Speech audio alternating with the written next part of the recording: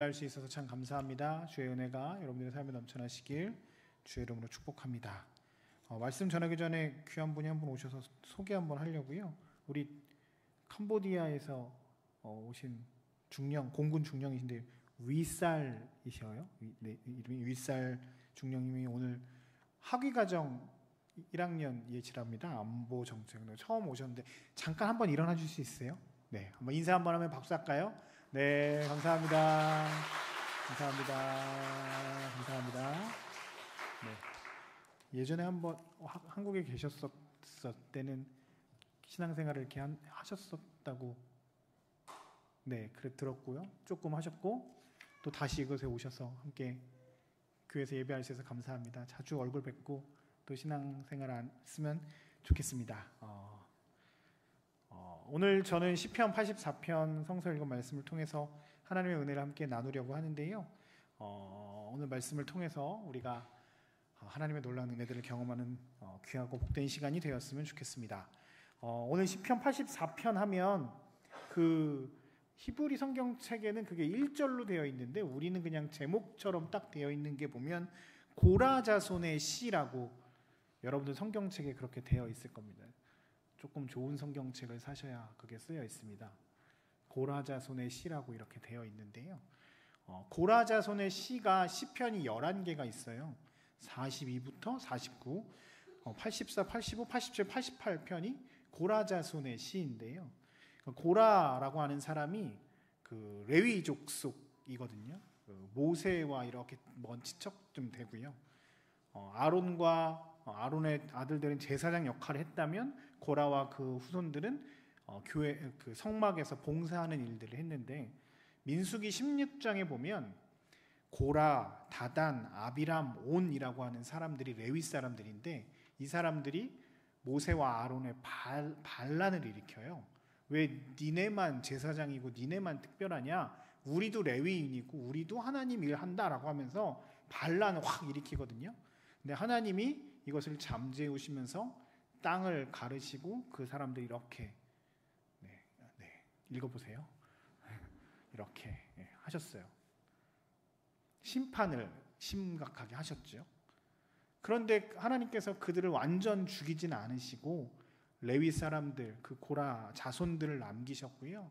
이 사람들이 이렇게 지속되다가 다윗 시대에서는 성전이 지어지기 전에는 회막에서 문지기 역할을 감당했고 성전 건축 후에는 예배, 찬양 인도자로서 임무를 수행했습니다. 이게 역대상에 쭉 나오거든요.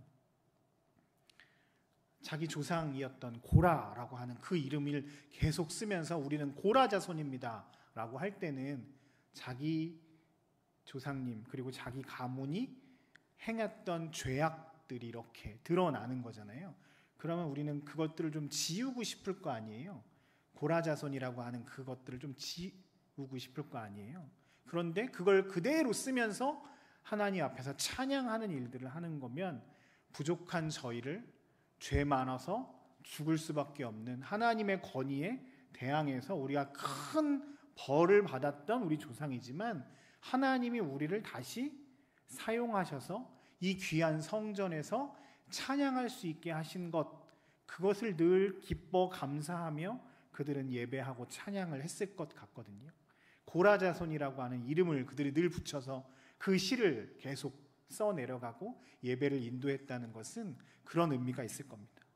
오늘 고라 자손의 대표적인 시가 오늘 84편이고 이 84편은 분류를 하면 그 성전에 올라가는 노래와 비슷한 내용을 가지고 있습니다. 저희가 요즘에 새벽기도 시간에 성전에 올라가는 노래 시편 말씀을 가지고 함께 말씀을 나누고 있거든요. 근데 그 말씀과 비슷한 내용이 있어요. 그래서 1절부터 장소적으로 얘기하면 1절부터 4절까지는 성전을 아직 가기 전 그 상태, 그 다음에 5절부터 9절까지는 성전에 올라가는 그 상황 가운데 마음들, 그 다음에 마지막 10절부터 12절까지는 성전에서 하나님을 경험한 사람들이 하는 찬양, 이런 식으로 내용적으로는 조금 나눕니다. 근데 그것이 또 세 가지 복으로도 나누는데 저는 오늘 세 가지 복을 가지고 하나님의 은혜를 함께 나누어 보려고 합니다. 첫 번째 오늘 84편에서 주시는 하나님의 놀라운 은혜는요, 성전을 사모하는 사람들의 복에 대한 이야기를 하고 있습니다. 1절입니다. 같이 읽어볼게요. 시작. 만군의 여호와여, 주의 장막이 어찌 그리, 야, 아이들이 목소리가 나오니까 너무 아름답다. 그 사람들은 그 본향에 대한 향수가 있지요. 그래서 향수병이라는 표현을 쓰기도 하잖아요. 우리 가끔 휴게소 보면 망향 휴게소, 망향 막국수, 그때 막국수를 먹었어야 되는데 내가 포천 가서 못 먹었는데, 망향 막국수, 망향에서 고향에 대한 그리움들을 이렇게 하는 분들도 있죠. 동물들도 그렇죠. 연어가 그렇다면서요. 하천에서 태어나서 2만 킬로 바다로 나가서 있다가 다시 하천으로 와서 거슬러 올라와서 물길을 거슬러 올라와서 알 낳고 일주일 만에 죽는다.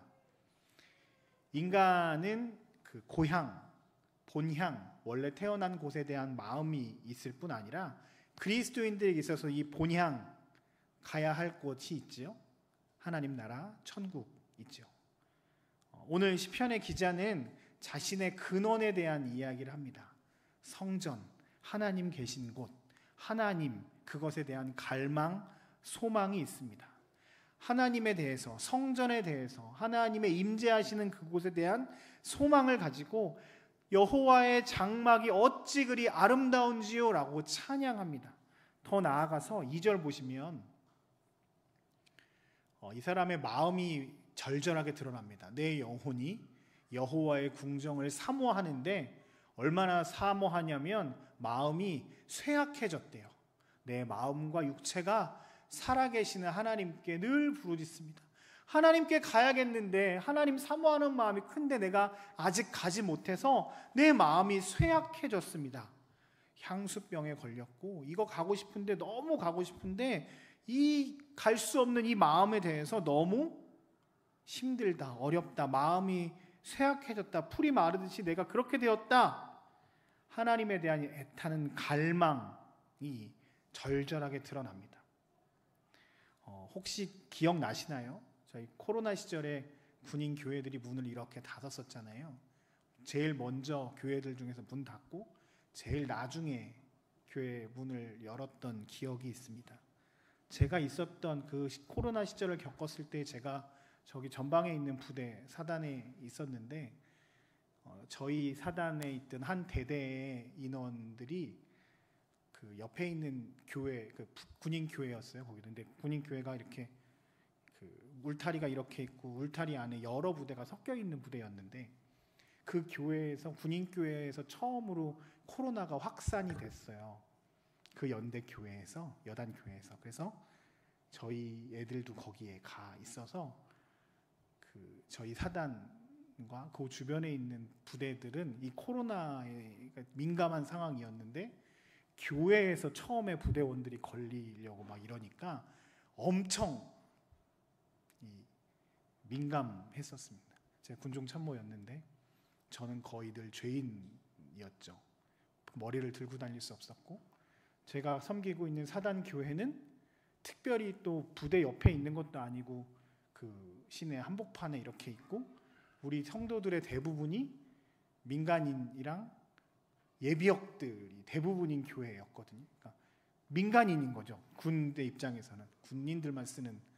그러니까 교회의 문을 그 어떤 교회보다도 막 닫았어요. 마트는 다 가는데 교회는 오면 안 된다는 거죠. 그래서 권사님들, 집사님들이 교회 앞을 지나가면서 제가 이렇게 서 있으면 이만큼 떨어져서 이렇게, 목사님, 괜히 주일날 영상 찍어서 올렸는데 예배 영상을 제가 교회에서 보고 예배 드리고 나서 교회 문 앞에 이렇게 서 있었어요. 조금 한 10분, 15분 이렇게 서 있으면 일부러 지나가시는 거죠. 교회를 보고 예배 드리고 싶은데 영상으로 예배 드렸는데 한번 보고 싶으시니까 이렇게 걸어오시는 권사님, 집사님들이 계셨어요. 그러면 죄 짓는 것도 아닌데 이산가족처럼 멀리서 이렇게, 저는 교회 현관에 서 있고 권사님들은 저 마당 밖에 길 지나가면서, 한 번 딱 중간에 열린 적이 있었는데 그때가 추수감사절이었어요. 추수감사절 예배를 드리는데 이게 눈물로 예배를 드렸거든요. 무슨 얘기를 했는지도 모르겠고 어떻게 예배를 드리는지도 모르겠는데 다 같이 울었던 기억이 납니다. 그냥 성전에 올라올 수 있어서 성전에서 예배할 수 있다는 것 자체가, 그 80 먹은 할머니 권사님은 제 손 잡으면 안 되잖아요. 그쵸? 손 잡으면 안 됐었잖아요 그때. 이렇게 하려고 하다가 뭐 저 끌어안으려고 하다가 안 된다고 하면서 또 막 애끓는 마음. 오늘 전 이 2절의 마음을 압니다. 여러분들도 그런 마음들이 있으셨죠? 내가 교회에서 예배드리고 싶습니다. 하나님께 예배하고 싶습니다. 하나님께 나아가고 싶습니다. 그 갈망들. 오늘 시편의 기자는 얼마나 갈망하냐면 3절에 보면 이 사람이 누구를 부러워하냐면 참새 제비를 부러워해요. 새들은 성전에 들어갈 수 있는데 나는 거기 못 갑니다. 이 정도로 지금 불행하면서 아이고 내가 하나님께 나아가고 싶습니다. 이런 이야기들을 합니다. 그러면서 4절에 이렇게 이야기하는데 제가 읽을게요. 주의 집에 사는 자들은 복이 있나니 그들이 항상 주를 찬송하기 때문입니다. 오늘 시편의 기자의 첫 번째 복은 성전 안에, 하나님 안에 거하는 사람들은 가장 복 있는 사람들이라고 말합니다.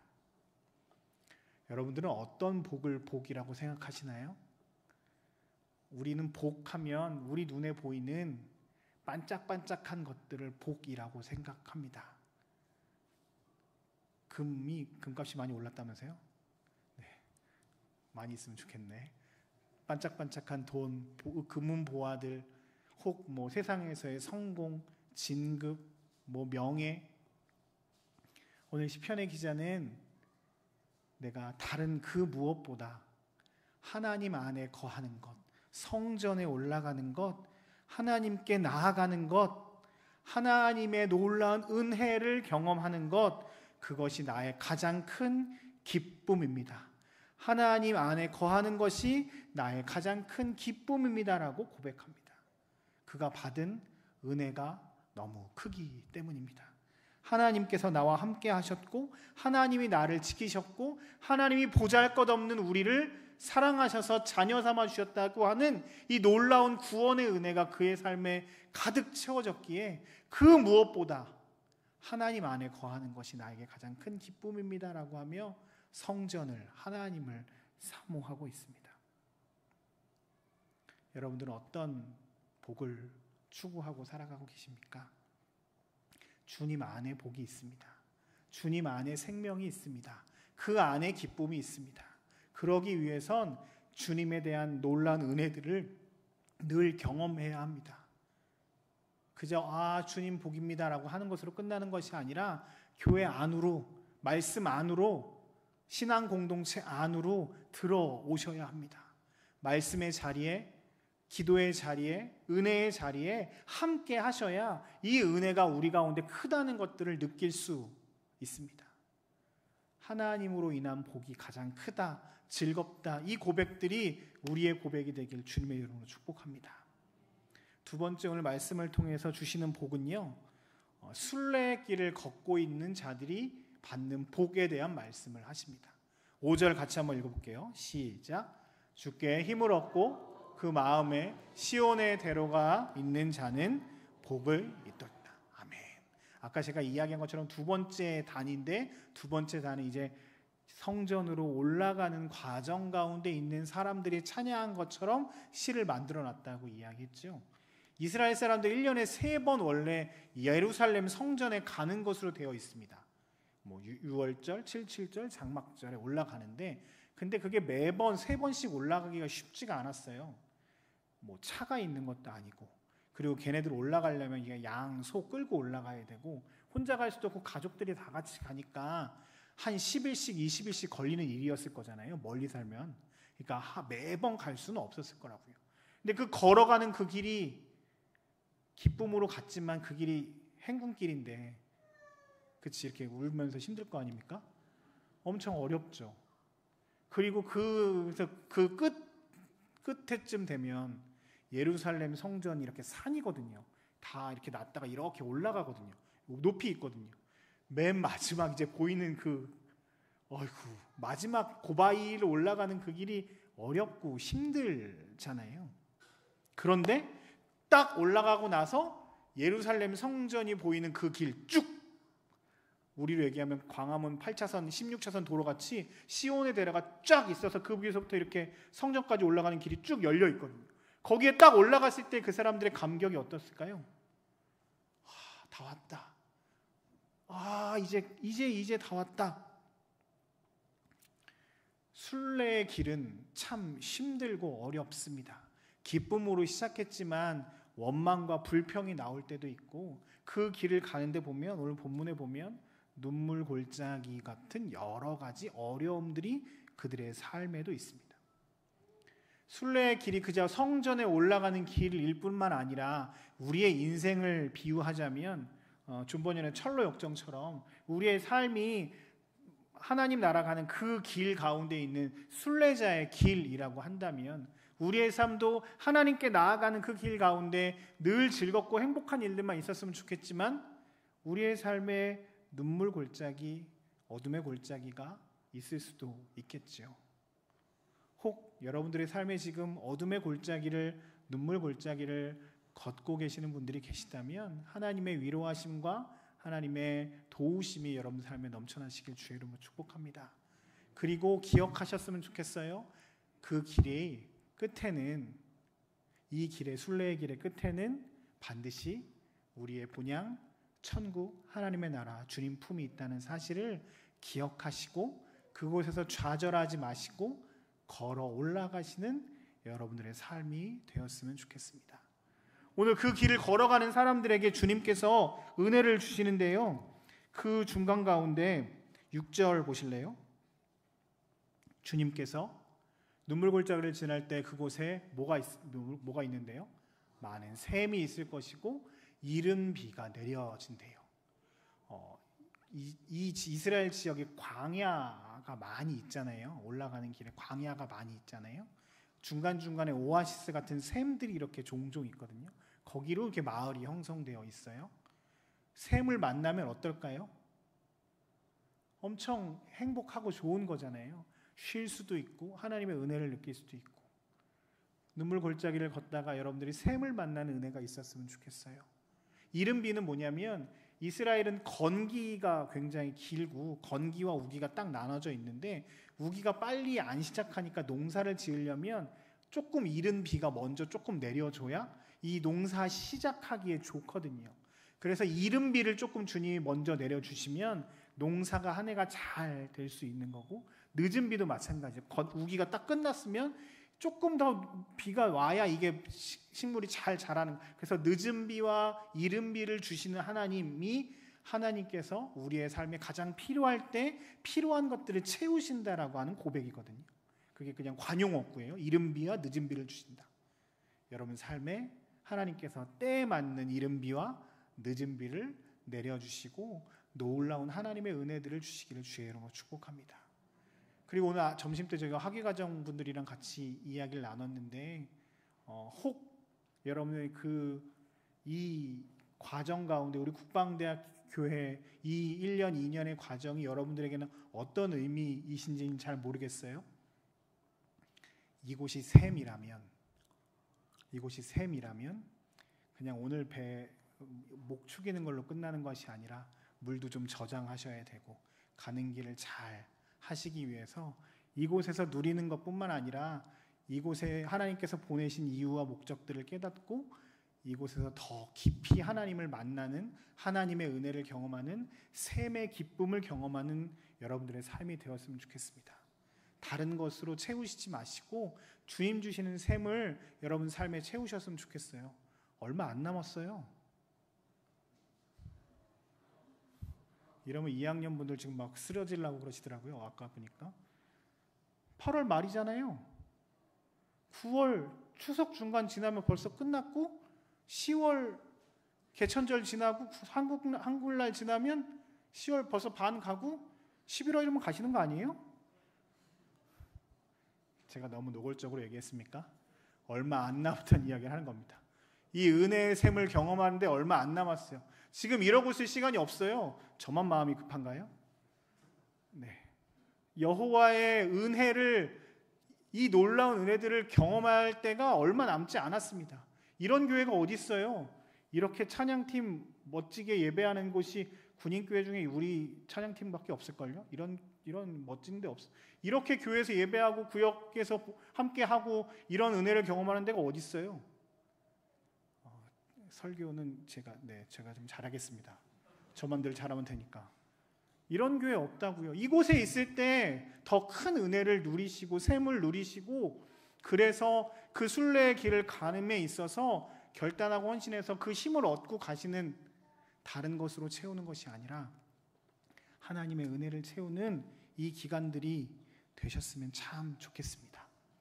마지막 세 번째는요, 오늘 12절에 이렇게 고백하고 있는데, 주님을 의지하는 자들이 받는 복이랍니다. 만군의 여호와여, 주께 의지하는 자는 복이 있습니다 라고 하면서 하나님의 은혜를 이야기합니다. 10절이 이 오늘 본문의 핵심 구절이기도 해요. 10절이요. 같이 읽어볼게요. 시작. 주의 궁정에서의 한날이 다른 곳에서의 첫날보다 나은즉 장막에 사는 것보다 내 하나님의 성전 문지기로 있는 것이 좋사오니. 이제 성전에 올라간 거예요. 하나님의 영광을 본 거죠. 그러니까 이 사람이 이렇게 고백할 수밖에 없어요. 하나님, 내가 저 악인의 궁정에서 놀라운 곳에서 사는 것보다 하나님 문지기로 있는 게 더 좋습니다. 왜냐하면 이곳의 영광이 너무 크기 때문입니다. 이렇게 사모하는 마음으로 성전에 올라왔는데 하나님의 영광을 보니 이곳에 계속 있고 싶습니다. 하나님, 내가 주님 문지기로 있겠습니다. 왜냐하면 하나님이 어떤 분이시냐면 11절에 보면 주님께서 내 해, 내 방패 되시기 때문입니다. 주께서 우리에게 은혜와 영화를 주시고 하나님께 행하는 사람들에게 좋은 것을 아끼지 아니하시는 하나님이시기 때문에, 내가 그걸 주님 앞에서 경험했기 때문에 내가 하나님 안에 거하는 것이 가장 기쁨입니다, 은혜입니다 라고 고백하며 하나님 안에 거하는, 주님 의지하며 살아가는 것이 나에게 가장 큰 복이라고 말하고 있습니다. 말씀을 정리하면서 전 설교 준비하면서 이런 생각 해봤습니다.